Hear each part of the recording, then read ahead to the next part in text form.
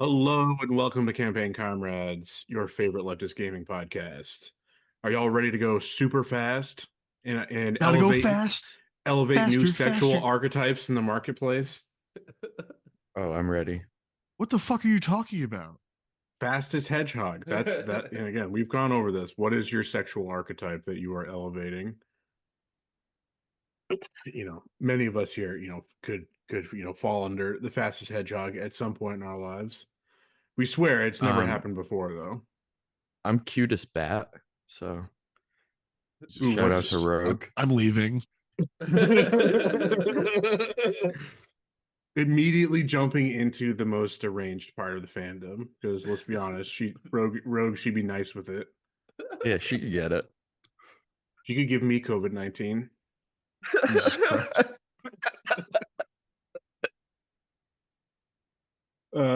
Fuck, man. Yeah, we're talking about the Sonic movies, folks. That's it. Just end the podcast right there. That's the whole episode. We don't have anything else to say. That's beautiful. Cover. Have you guys seen? There's a whole bunch of news, coming around for Sonic 3, right? That Keanu's gonna play Shadow, but they're saying that there's gonna be a lot more stuff for the fans besides Shadow showing up. So people are saying oh yeah, it's gonna be Amy and damn it. Yeah, Rogue and who plays Rogue? Who do you think? The fucking crocodile? Who's out asking for Amy to be in the movie before we're getting Big the Cat? Yeah, the Cat is the real main side character. Yeah, and if he's not voiced by Jack Black, we send it back. That is a perfect Jack Black. That is good. I want to know who's playing Rogue, though. I mean, is Jack Black literally just going Froggy the whole time? Because yeah, is Big the Cat Down syndrome coded? Mm-hmm. I mean, yeah, he's Lenny coded, which yeah, at the very least. In this movie, Sonic's certainly spectrum coded because he speaks like a 40-year-old, so he's old. He's not a child, and yet his interests are all aligned with a 13-year-old boys. Well, what you just said reminds me of the bar scene where he's like, oh, he's got a genetic disorder and he's 43 and they even tell you. Yeah. Yeah, but then at the end of the second he's been movie, here for decades. He's calling what's his name Dad. Yeah, I can't remember the actor's name. He was in Jury Duty though. James Marsden. Yeah, it's Cyclops. Yeah. OG. We've got the two movies to talk about here. We don't have any real plans to go over them in depth. I just kind of want to have it be a free flowing discussion about Sonic as a. I don't think you can start talking about these movies without talking about the viral marketing campaign that started the movies. Yeah, ugly Sonic. Our favorite fully intentionally ugly Sonic to drive rage bait engagement, and it. It's a psyop because they know it. I don't know, man. I don't know. Yeah, I don't know. I think they think that the audience is so stupid that they were like, it's cute enough. I mean, there's not a single person on this earth that could look at that original Abomination and go, that is cute enough. Yes, let's give him human teeth, please. He needs it. I need to see them pearly whites. I have to look it up now. You don't remember? It's seared into my brain. Yeah, it's horrifying. If that was my sleep paralysis demon, I would be. You'd never waking up again. Yeah. Honestly, what is? I think they tried to make him look a little like Ben Schwartz, and that's why he's so horrifying. Yeah, they mocapped great him. Voice actor. I mean, he's just doing a slightly more hyper version of himself. Let's be real. Yeah. which is I think he did a good job as Sonic. Well, I thought it was a good job, but let's not say it's he's some diamond in the rough voice talent. No. I mean, I meant my voice biggest acting note is there, good fit. My biggest note there was it was a better fit for Sonic than Chris Pratt was for Mario. So point Sonic movie. But they're honestly doing about the same level of work there. Yes. You know, just but Chris Pratt has just been slightly Brooklynized. You know, I'm not saying the quality. I'm not saying like the end product isn't different, but the actual effort behind the voice acting is about the same. Yeah, it's more about the fit for the role. Yeah. And that's point Sonic movie. That's right. We're tallying points between the Sonic movie and the Mario movie. I'd agree. We've like talked about like the ugly Sonic thing. It's become like a beyond it's becoming a meme or whatever, like that. It's like become a actual like followable marketing strategy. We've like talked about other things, but like I'm trying to rack my brain. What were some examples of following the ugly Sonic model? Well, while you're thinking of that, I just would like to point out, not only do I have the ugly Sonic seared in my brain, but at the same time when that was going around, there were like fake ugly Sonics that people were releasing. And the one that's truly seared in my brain and haunts me is someone made a like human-sized version of Sonic. And like I the image I have seared is like him like reclining in a large ring. Oh, I know exactly the one you're talking about. Yeah. It's terrifying. It's absolutely terrifying. As if it was a man wearing a Sonic suit. Essentially, yeah. I'm a little worried about typing just human Sonic. Nope, just don't. It's not worth it. It's not worth it. It's actually, these are mostly wholesome. It's just actually just Sonic, but just as a human, and it's just it's just a kid with spiky blue anime hair, and red shoes. Why are you looking up kids? Algorithm ruined. Yeah, you just congratulations. Yeah, you just be prepared to have like Sonic Con showing up on your congratulations at your door. You played yourself. Fuck. But ugly Sonic favorite character from Chip and Dale, the Rescuers, or that fucking movie. Those were good movies. Hell yeah. The weirdest thing about ugly all Sonic, movies from my childhood good, all movies today bad. The weirdest thing about ugly Sonic is from the neck down, he does have the human teeth, but he has human proportions everywhere else. Yeah, like he is decidedly, his limbs are thick. Yeah, non-cartoony, tapered. He doesn't have like he doesn't have the big cartoon feet. He doesn't have the big kind of gloved hands. It looks too human. So like I was looking shit up, and their so-called excuse for doing this, they blamed it all on the animator. They're like, oh, and he was like just out of college or something. And his whole thing was like, oh, I designed it this way, not for aesthetics, but for the animation. Like, it's hard to animate something that doesn't have teeth, to have like it, particularly when you're putting it into all these concerns about putting it into a live action background of like, to have a hand that can turn a doorknob, to have it convincingly speak, with with no teeth. And to you have don't its have to show eyes him be more human sized, because he's the fastest being alive. He just goes speedster mode. He phases through it. But yeah, so I think that was all bullshit. And yeah, it was just successful viral marketing.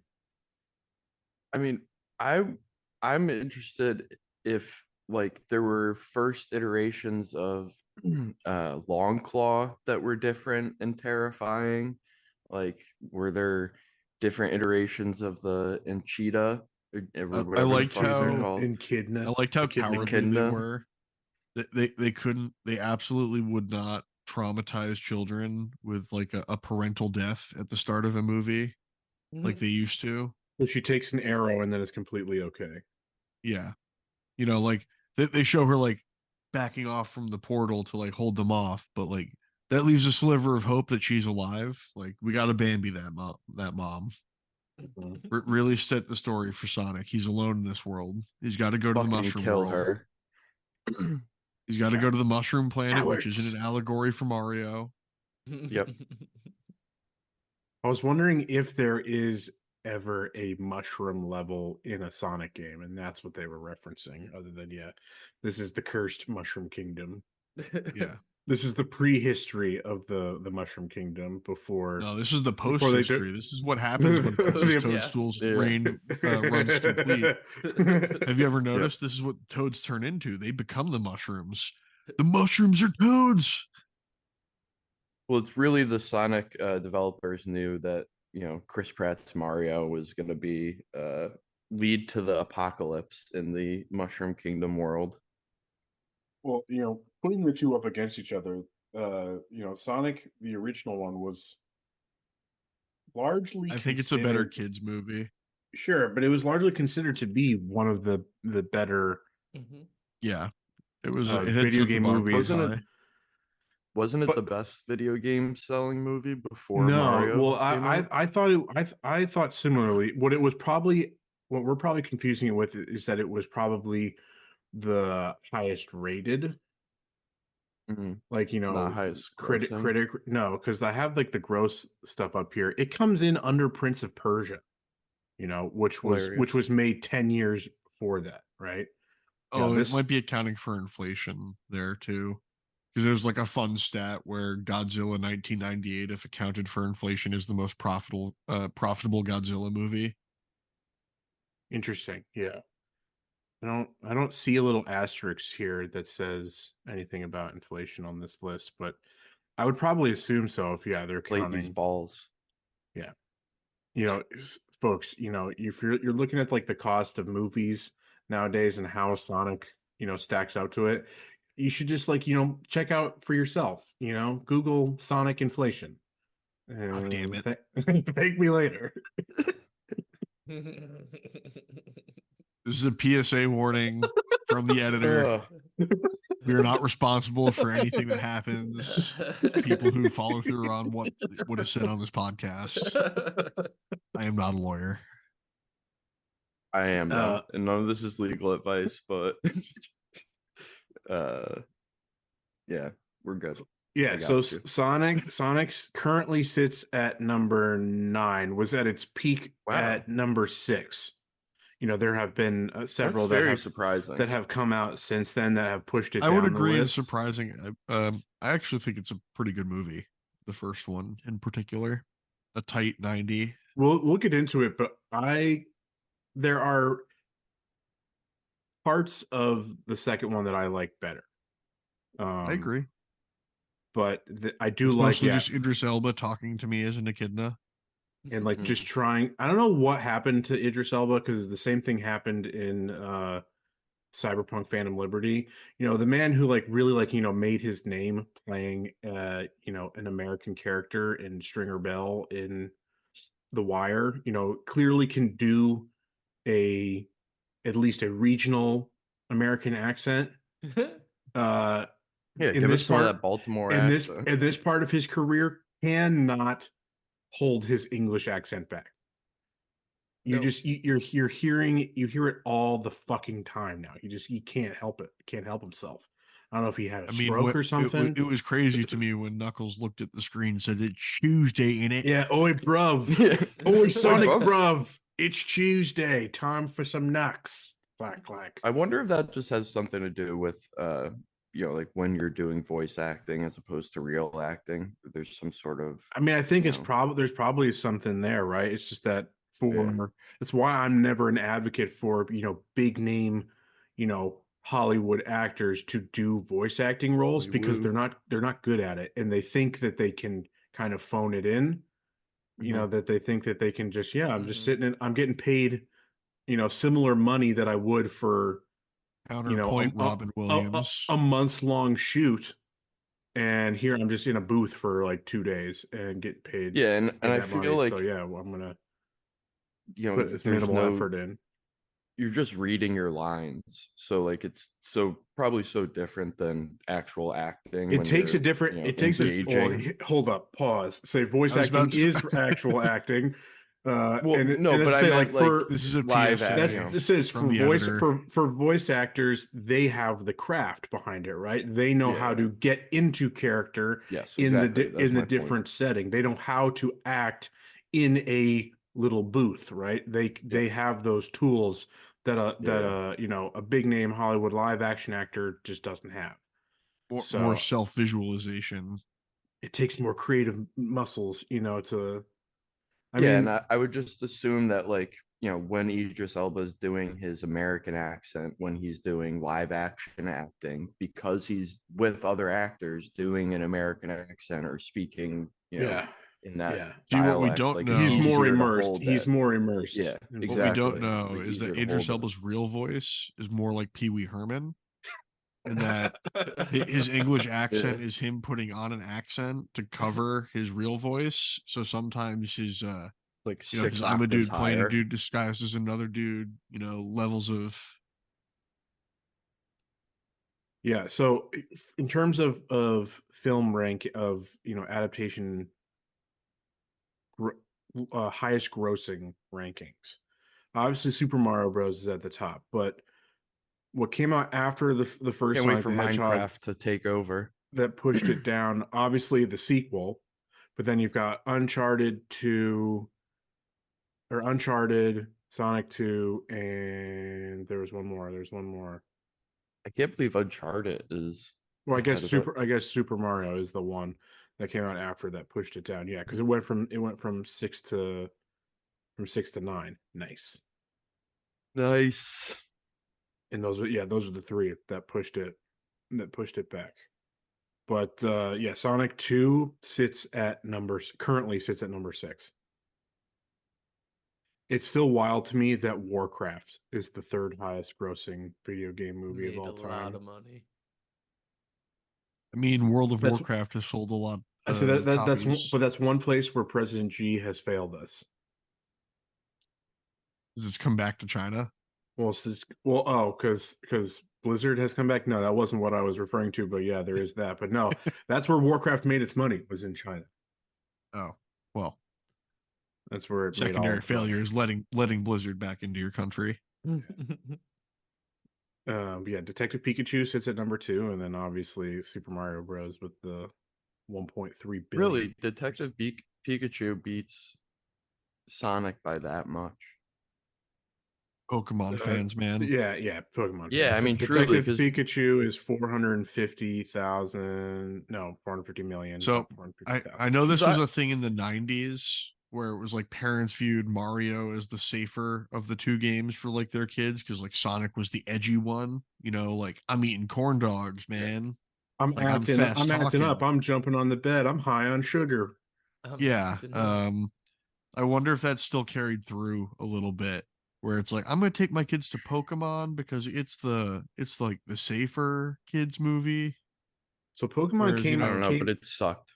Pokemon came out in 2019, so this was before. This was before the first one. It has Andrew and I. Super Mario Bros. And Pokemon Pikachu. And Pokemon Pikachu. Yeah, Detective Pikachu. Sorry, I'm Pokemon. Exactly.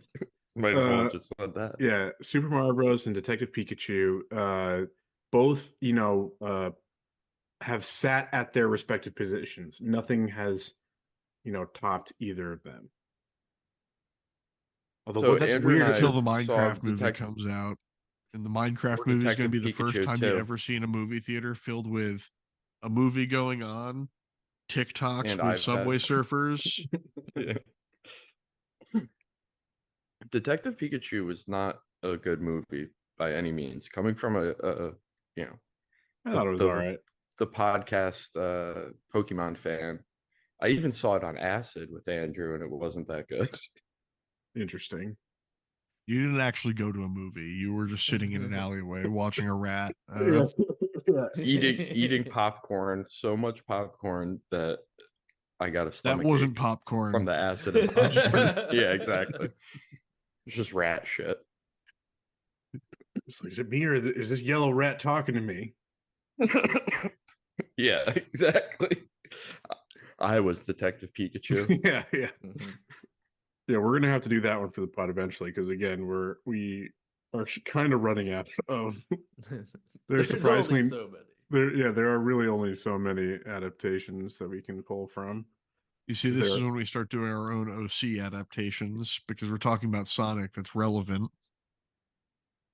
All right, so what's everybody's making our own movies? What's everybody's experience with these movies though? Like, I want to start off with just the fact that I found these movies to suffer from rewatching.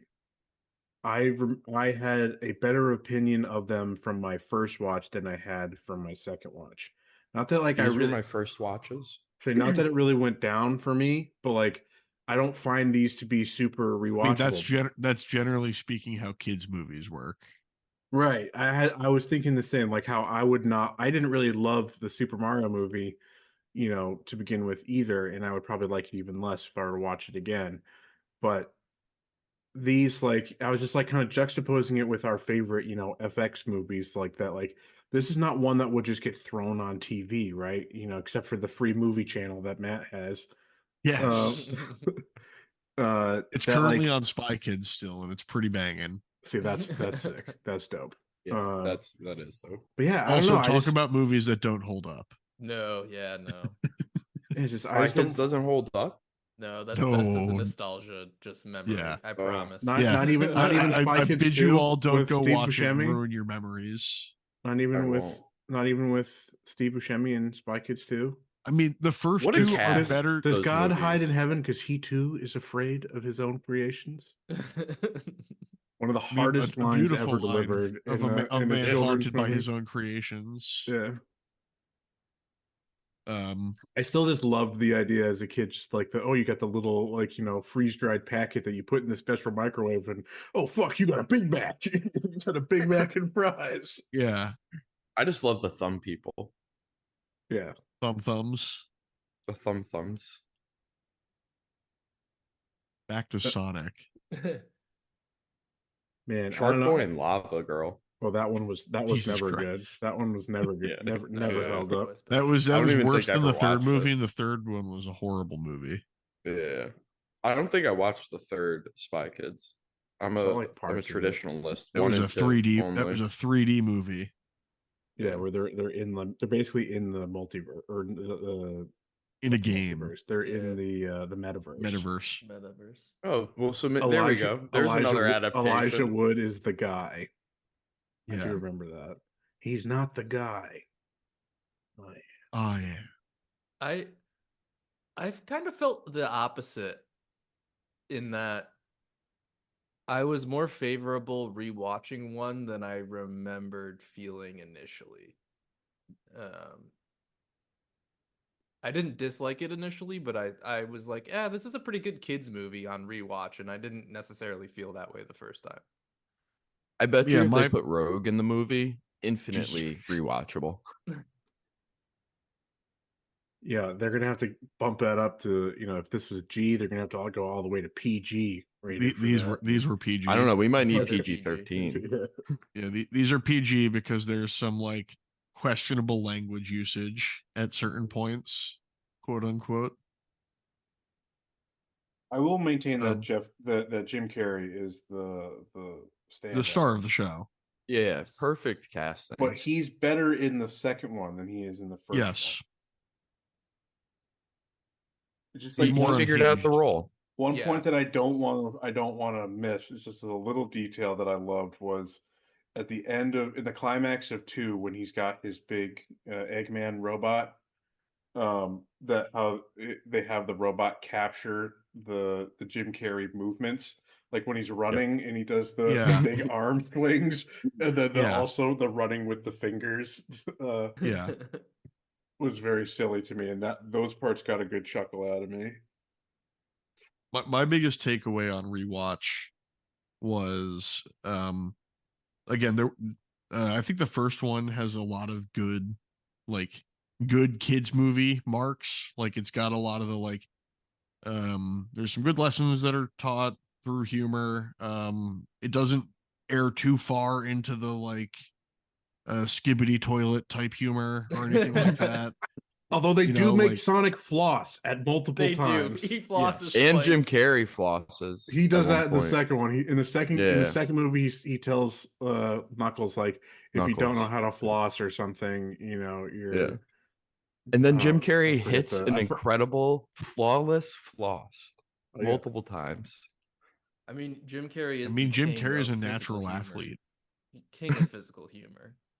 Yeah, he's got the long, lanky body that works well for the dance too. Mm-hmm. But yeah, it was there were a few like elements like the floss dance, like this is a product of its time. They made Sonic hit the Fortnite dance. They're dabbing on us, folks. Literally.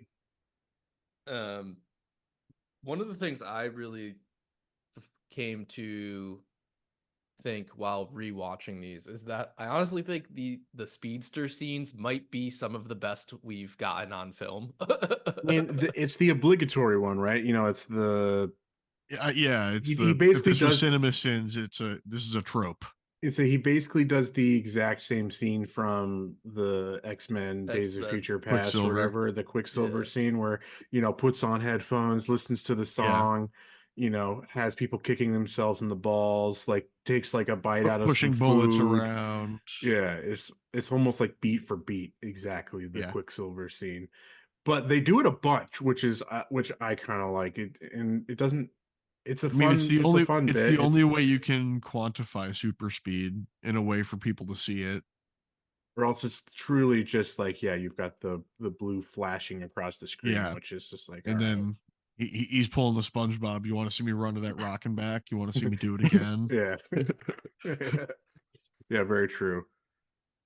Ooh, I'm just like thinking of like the different bits that I actually found funny. Like one of the ones from the first movie is like when they're on the run and they're getting chased by Robotnik, and it's like the big robots, and they blow up one, and then a smaller one comes out, and then a smaller one, and it's like the Russian dolls of robots was pretty funny until you get like the little tiny one. Yeah, I liked the interplay between calling him Robotnik and Sonic calling him Eggman because of his egg robots. Yeah, I did have I did have a note in here that was just egg drones, just egg robots. But like, they don't actually like get into why they call him Eggman. You have to just infer because it's a sexual kink. The egg robots. It's a sexual kink that Jim Carrey's character has. Robotnik has for eggs. The fertility. He's kind of got a Jeffrey Epstein type bend to him. You think he's got an egg drone that he shoves up his ass? Oh yeah, there's one that he fucks and fertilizes. I've got so much editing I need to do in this podcast. Just keep adding to my pile, guys. Just cut Mike's audio every once in a while. You just guess. The other great scene that from the first one with Jim Carrey, I really like when he gets the electrified quiver and he's souping all his shit up so it can go supersonic, and he is dancing to Where Evil Grows. By the way, he's not going supersonic. You take that back. He is trying to though. He's trying to. But yeah, I just thought that's a great scene. Jim Carrey's just taking up the room, doing Jim Carrey stuff, dancing around. I mean, it's classic Jim Carrey bit. Whenever he like licks the quill and does the little, the little shock thing, always good for a giggle there. Ben, I think you can attest to it. Because you were there with my first watch of Sonic 2. Right. We watched it together. That I predicted it was going to end with him going supersonic and doing, like, I just called the ending beats. Well, of course. We knew that as soon as the Emerald came into play, we knew that supersonic was happening.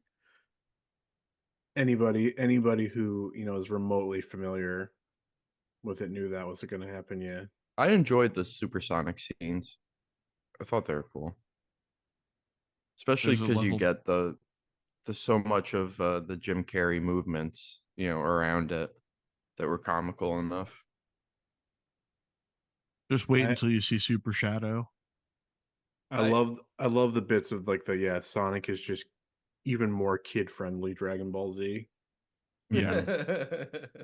Until no, there are comes straight into up play. like beat for beat, like future Trunks is Silver the Hedgehog. Say Shadow is Vegeta. Shadow Vegeta. is Vegeta. He's his dark rival who can also go super Saiyan. Yeah. Because Supersonic or Knuckles Super is Piccolo. Yeah, Knuckles is Piccolo. Love Knuckles. What a cutie. Tails is or that's what I meant. Tails. Tails is Krillin. Yeah. Tails is Krillin. Yeah, like basically the useless sidekick. But he's a cutie. Hey, Destructo Disc. They're there for atmosphere and friendship. Okay. Yeah, exactly. For everyone. And who doesn't want to fly with their tails? There are 7 Chaos Emeralds, like there are 7 Dragon Balls. There's a bunch more too. Just like there's 7 Horcruxes. Yeah. Shout out JK. Are you saying that they're all related? Oh God. No, I'm just saying 7 is a magical number. It is a prime number. It's a magical and religious number. I find like the very nascent political ideologies at play here, which are very minimal. Obviously, this is like this is just there was some anti-government, don't trust it. Well, it's some subconscious. There was some shit, small town. Well, because there's like Robotnik is a privatized military thing that obviously they're privatized military are the bad guys. Basically he's BlackRock basically. And what has the FBI chasing him? Eventually, yes, but not in the first movie. He's like brought in as part of like in the first movie. He is like he even has a lot specialist. He even has a line like like, can you believe your tax dollars are paying for this? Screams at the general that he's the number one person on the because he is not military, but he's brought in as military for his expertise.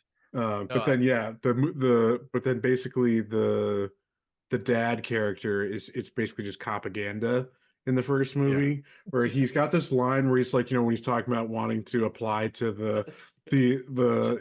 He just wants to be a street cop in San Francisco. San Francisco. Okay, it's not the LAPD. It's not the LAPD. No, San Francisco. And so I've got to slightly amend. He just wants to hose homeless people down. So I had the bit about it was going to be that to shoot someone's dog, but if it's San Francisco, it's got to be about shooting a homeless person.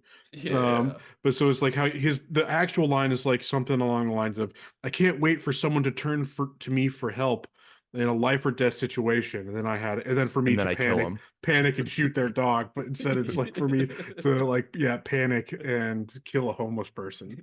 A homeless man is having a mental breakdown. But it's like, yes, that's what cops do. That's what cops do, is that they help you in life or death situations. They don't panic at the first sound of an acorn. There's small town cronyism there, where it's like, stay in the small town, everyone will have your back there. Well, and also they are helping in a life or death situation. They're helping escort you to death. Yeah, they bring you in one direction versus the other. They are the what is it? Charon, the ferryman, the boatman. Yeah.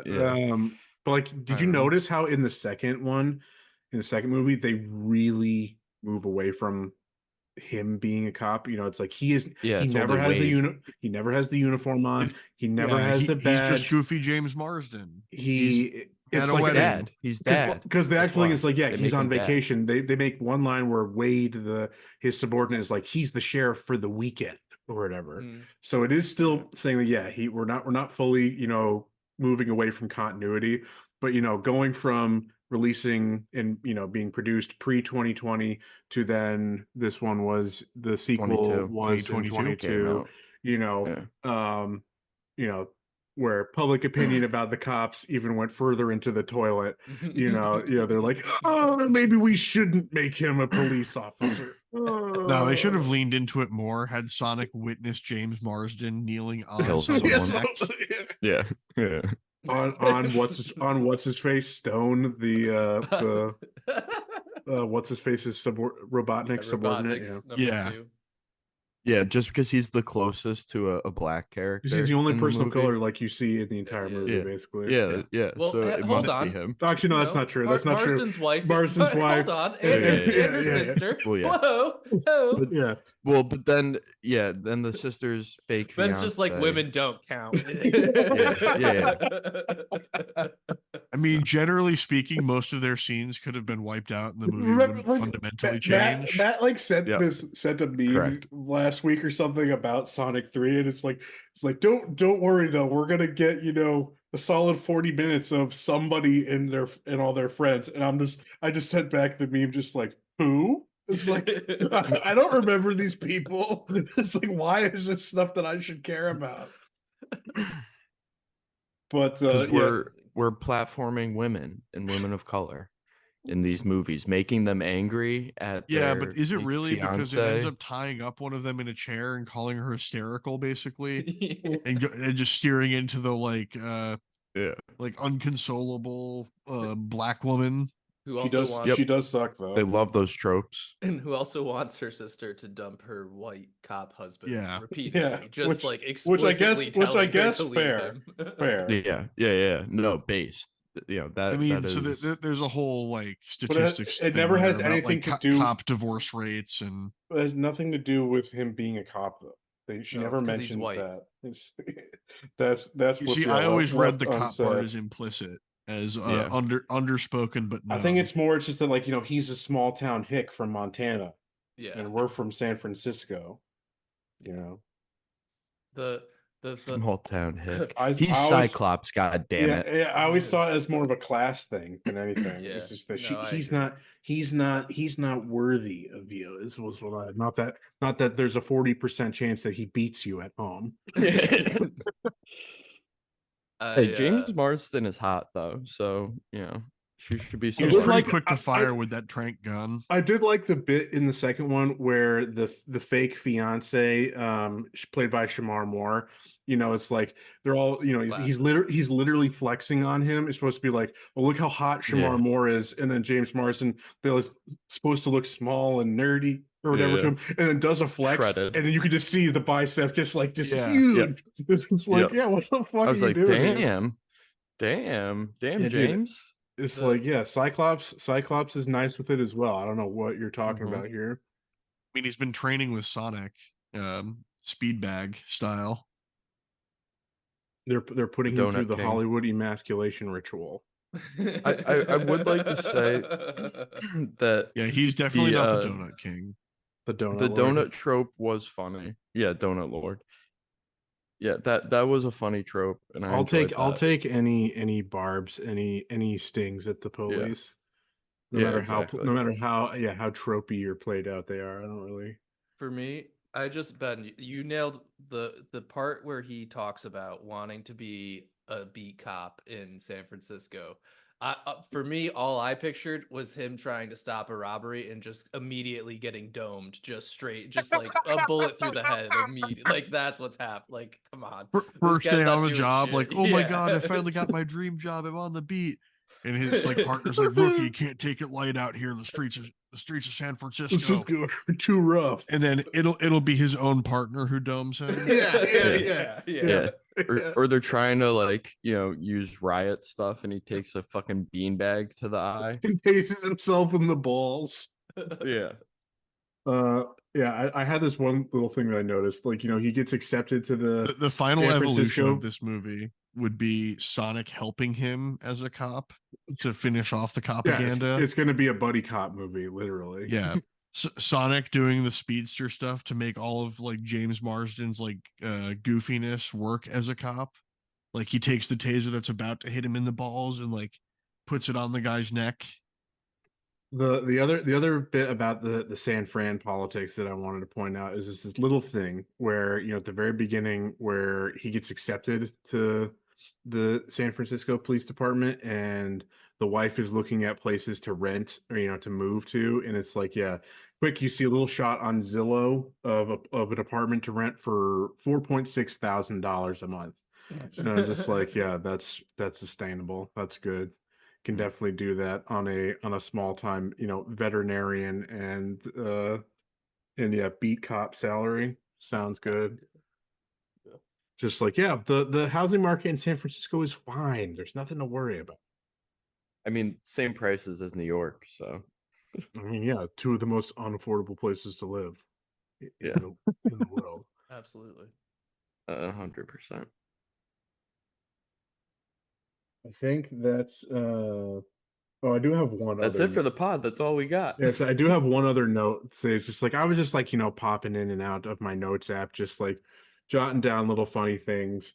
Like the final fight scene in the first one where they're going through the rings and he's chasing him down.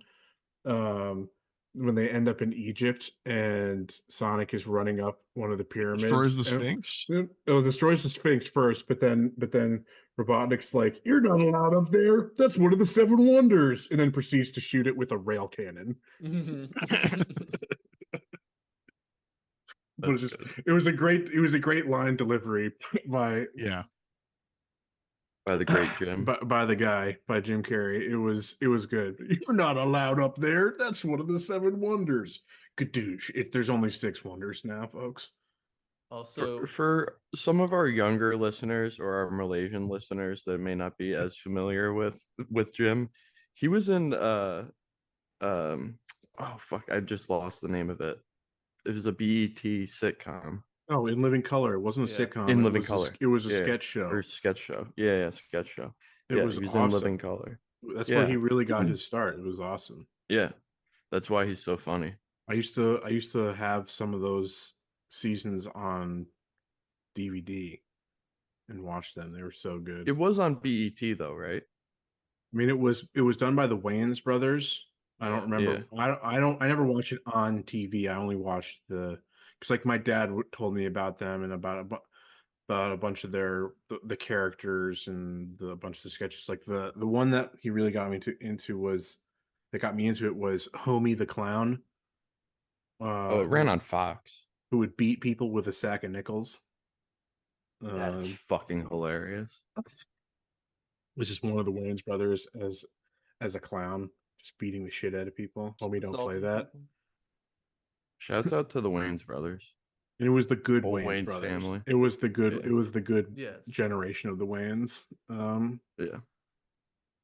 But yeah, that's where you see. We try to make that entertainment like the sole white guy. Prank channels of people attacking people with sacks of nickels. Jim Carrey was the token white guy on that show, but he was actually very funny on that. That's like kind of how he got his mainstream break, coming from Canada. I believe he's Canadian. He is Canadian. Yeah.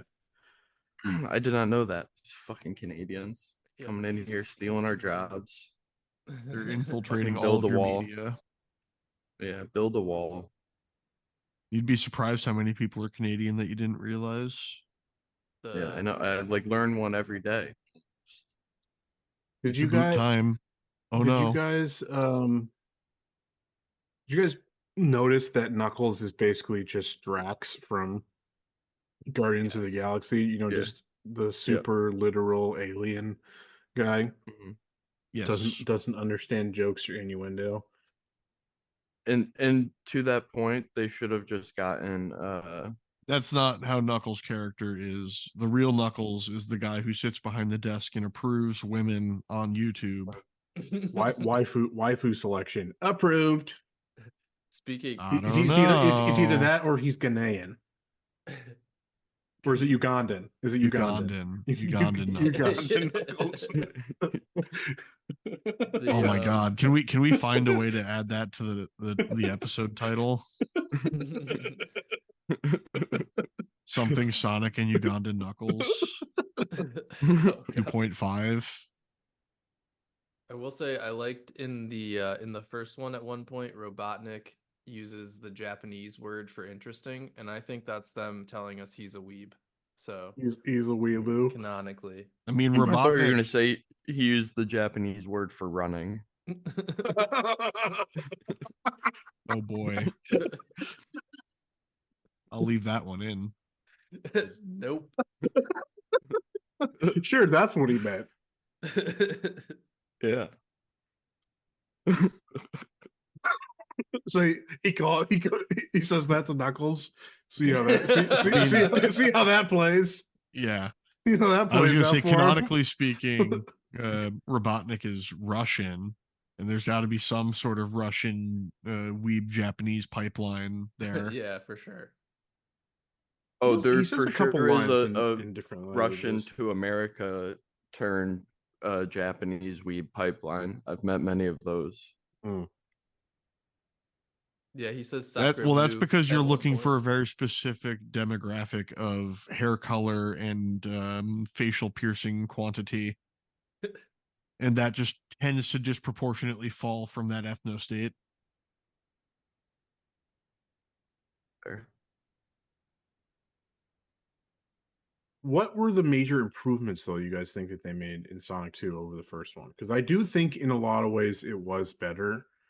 Or Sonic characters. But that made the more CGI characters to raises me the budget. Well, no, but what it did was like I could see it made the CGI worse.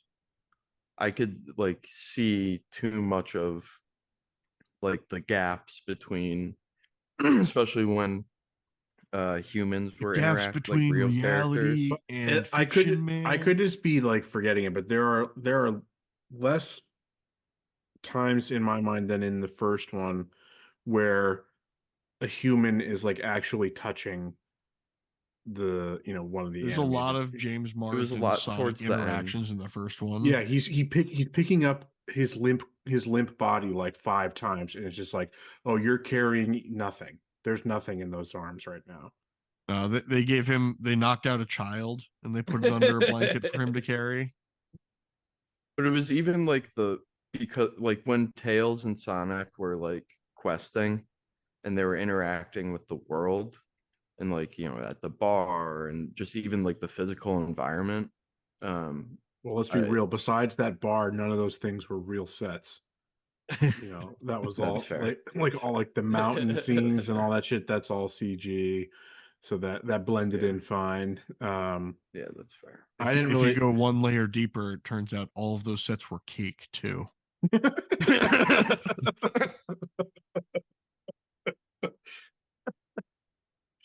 I mean, they probably were on location for a little bit in Hawaii for a few. I feel like whenever you're filming a movie and you're setting it in a tropical location, it's because you're setting yourself up to be able to write off a business trip to a tropical island. You're like, yeah, we're filming in Barbados for 3 months to do 2 scenes.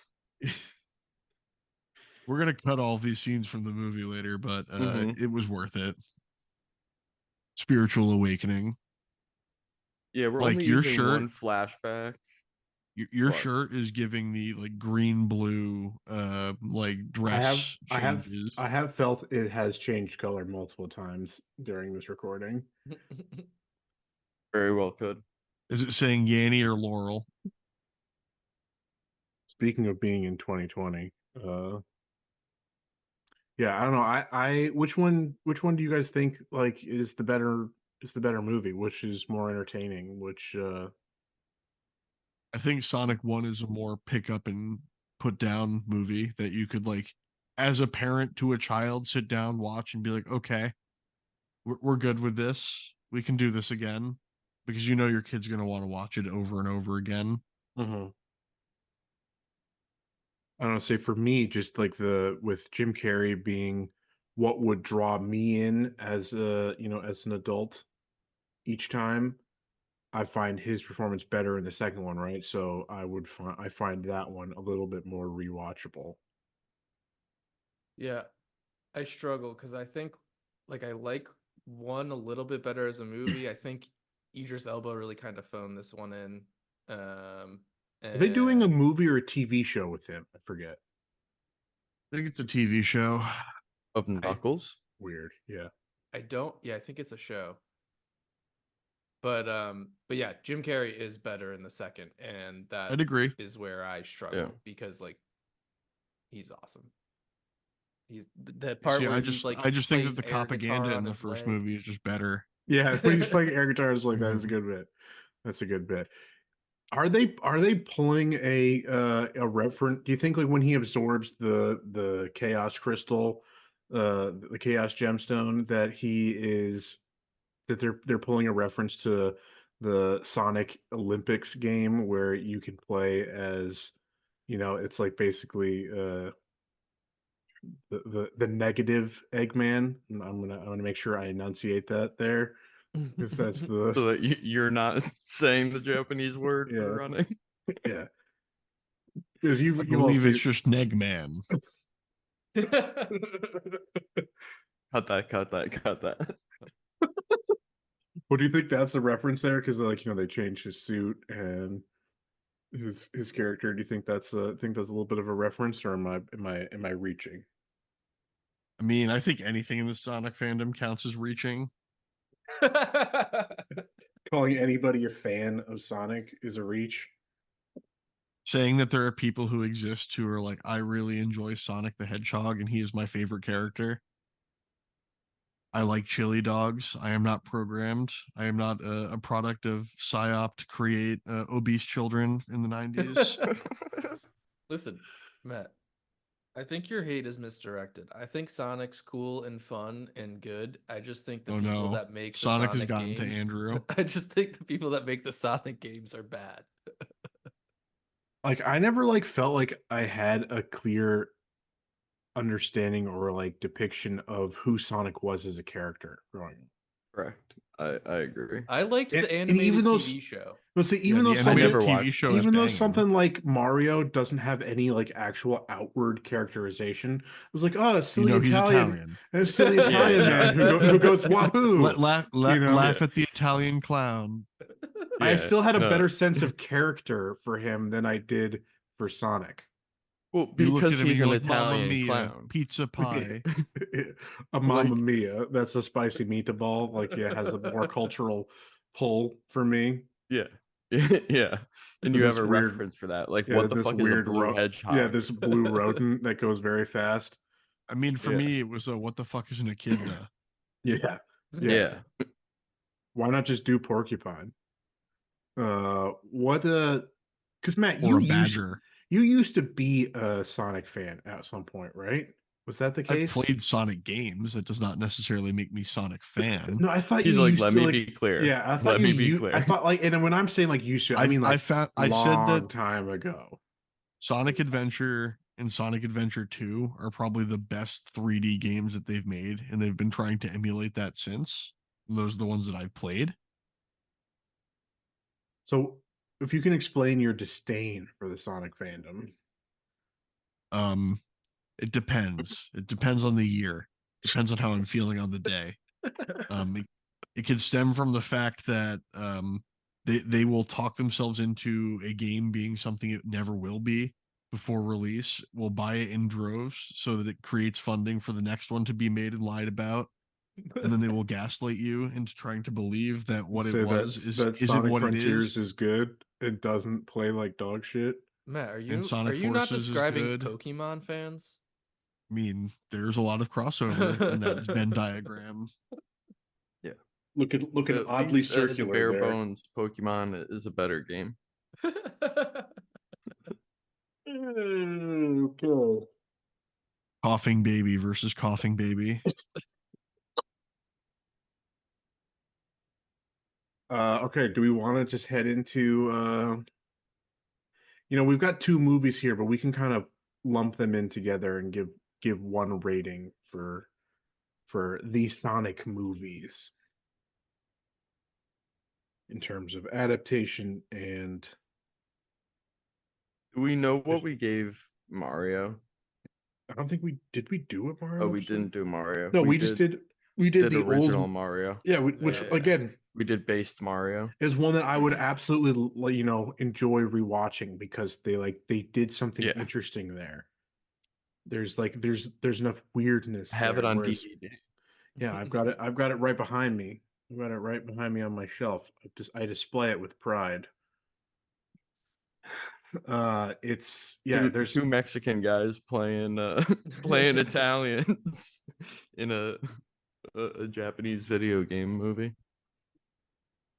Do we want to There's nothing more more indicative of the Italian American erasure. Yeah. You know who's making your pizzas and your Italian food? Central American dudes.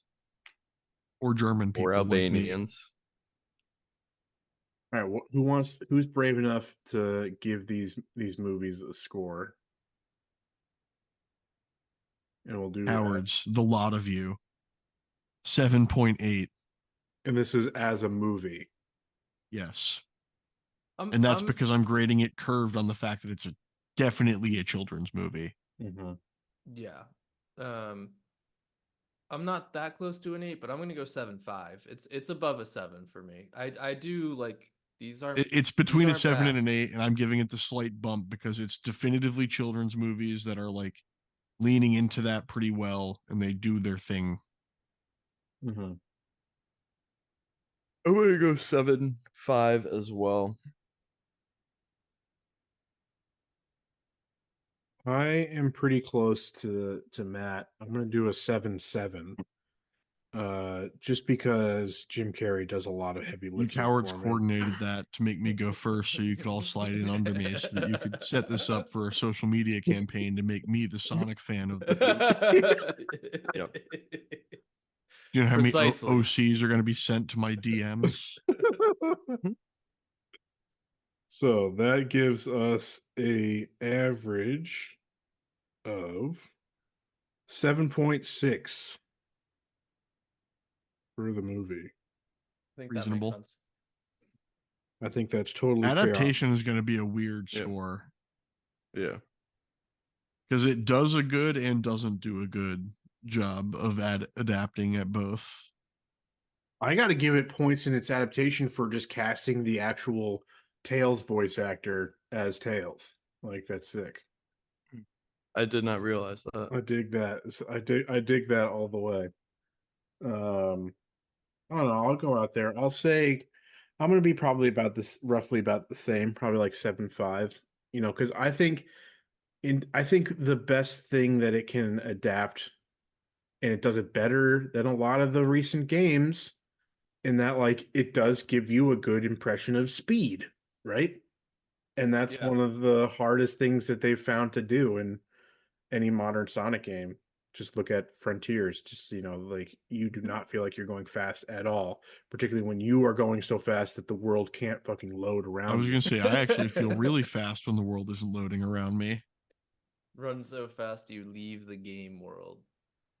When you break the speed of light, you lose the ability to see things around you in real time. So, suck on that, nerds. So I give it a 7.5. I'm gonna go next. I'm gonna go 7.2 because of Idris Elba's accent depiction of Knuckles, which I think is fine. It's just nothing special. Knuckles was always one of my favorites. There are a few laughs here and there. Games. There are a few laughs here and there, but yeah, it's nothing crazy. When I view these, because we're viewing them as a whole, I will say separately speaking, I would say that 2 is a better adaptation than 1, but 1 is a better story independently than 2 of like doing a discussion around the like what the idea of Sonic is, and it's like, why would Sonic and Eggman hate each other? Like you get enough of that that push and pull, that Tom and Jerry. Mm-hmm. It is Tom and Jerry is a very good it is all, or also like, you know, Roadrunner and Coyote, Wile E. Coyote type of relationship. So what was your number? I'll give it a 7.2. I'll go a little under. We scared him. We can't get him on this one. I'm gonna keep my 7.5 and do that for the adaptation as well. I thought, you know, it had enough of the had the right mix of times to point at the screen, like Leo. Yeah, he saved some animals, and you're like, oh, look at him saving the animals. Yeah, it had some. decent depictions of speed, and I liked. He's reading Flash comics. Yeah, I like that. Yeah. I like that. So yeah, I think that's fair. That puts us at a 7.35 flat. Yeah. I think those are for good adaptation, which I scores. think is pretty good. Enjoyable enough. Yeah. And this is one of those, like, remember when you're looking at a rating scale, it's 0 to 10. So when you fall into the top 30%, you're doing pretty good.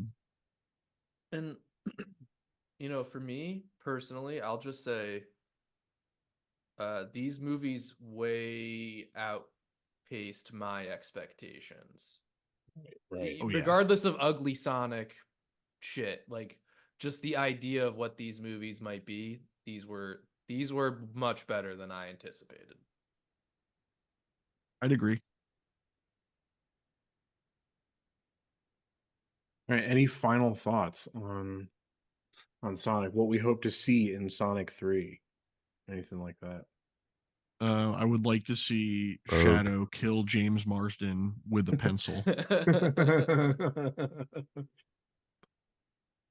Yeah, I have faith that Keanu can bring it. He's gonna bring another sexual archetype for sure. Oh yeah. I mean, we're going to set up the bingo card now. Chaos Control definitely going to be said multiple times. Emerald, that'll be the free square. And so you think it's gonna be similar to the Knuckles trajectory, that going to be a in conflict for most of the film with Sonic, and to then team have up at the end to fight the real big bad, a grudging respect. Yeah. But does Jim Carrey come back? Because didn't he say he retired? Yes. So I saw something that said he's expected. That Eggman is returning. Yeah. Because I hope he's fat now. I hope they do the full conversion. Well, because he's got to be fat with the long skinny legs. Yeah. Yep.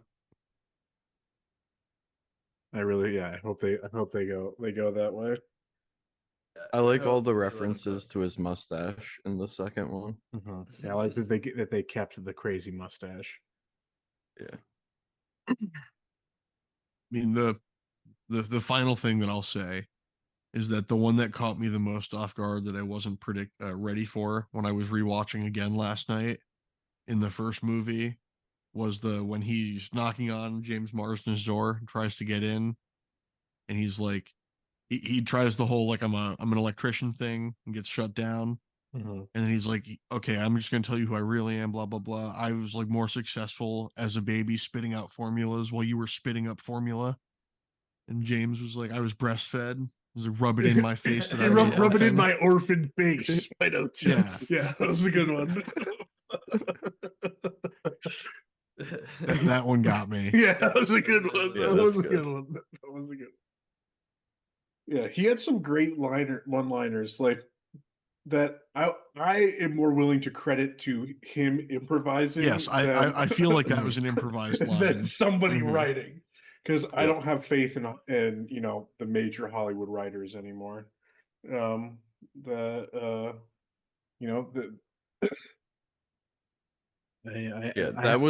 had something written for him, and they ran that one a couple times, and then he was like, fuck it, I'm running with this, and it was gold. Definitely. All right, prayers up to the boy Jim Carrey. We love him. Thank you for making these movies enjoyable. We hope to see you again in Sonic 3. It's depending on how many more of the Sonic characters they bring in, I think we're gonna hit a critical mass where it's gonna not be good anymore. It's just gonna be Jim Carrey acting by himself on a screen with like 27 animated characters around him. Yeah. I mean, I think that is like an MCU failure that is like running through these other franchises, where it's like you at some point it is too much. You know, it's cool to bring a few characters together and have a movie, but it gets to a point where there's just too many. I don't remember where too many it was things I saw going it, on.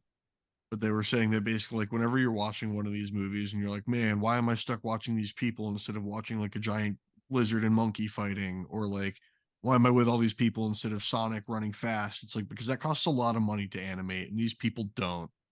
Yeah. And we can stick them on a green screen and we can film them traditionally at X rate.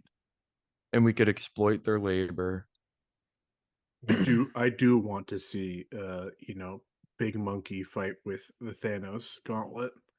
I do want to see that. I still need to go see it. Me too. Yeah.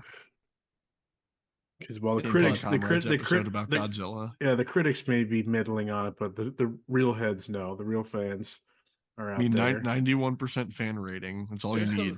There's some fun scenes. There's some of course Andrew's already seen it. Interesting choices in terms of storytelling, but like there's a lot of fun sure scenes. Doesn't it? But is it about the story? At one point, does the monkey turn to the screen and say, "It's Kongin time"?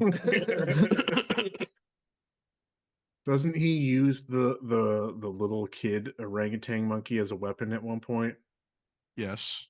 Yeah. Hell yeah. That's the How? child care Does we he need. throw He picks him up and just starts beating people with him. Hell yeah, we love it. All right, stay tuned, for some Godzilla versus Kong content, I guess. I mean, there are Godzilla games. We can make the reach. Yeah. This is true. All right, but until then, you can support us by following and subscribing at twitch.tv/Campaign Comrades. Check out all the socials, CamCon Pod, Campaign Comrades, all the places. You know the deal. We will see you next week for a news roundup for the month of April. And then Mike is leading our game episode next month. So lots to be excited for. We will see you when we see you. Bye-bye. Bye.